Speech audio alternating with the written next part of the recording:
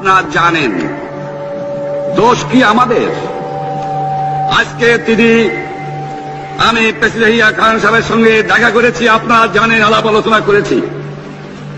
আমি শুধু বাংলার নয়, পাকিস্তানের মেজরিটি পার্টির নেতা হিসাবে তাকে অনুরোধ করলাম 15 ফেব্রুয়ারি তারিখে আপনি জাতীয় পরিষদে অধিবেশন দেন। আমরা পাকিস্তানের সংখ্যাগুরু তবে অনুরোধ করছি, আপনারা আমাদের ভাই, আপনারা দেশকে একেবারে জাহান্নামে ধ্বংস করে দিয়েন না। জীবনে আর কোনদিন আপনাদের মুখ দেখা দেখি হবে না। যদিও আমরা শান্তিপূর্ণভাবে আমাদের ফয়সলা করতে পারি, তাহলে অন্তপক্ষে ভাই ভাই হিসেবে বাস করার সম্ভাবনা আছে।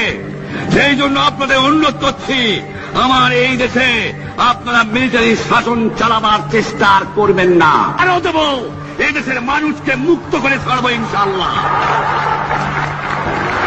এবারে সংগ্রাম আমাদের মুক্তির সংগ্রাম, এবারে সংগ্রাম স্বাধীনতার সংগ্রাম। জয় বাংলা, জয় পাকিস্তান।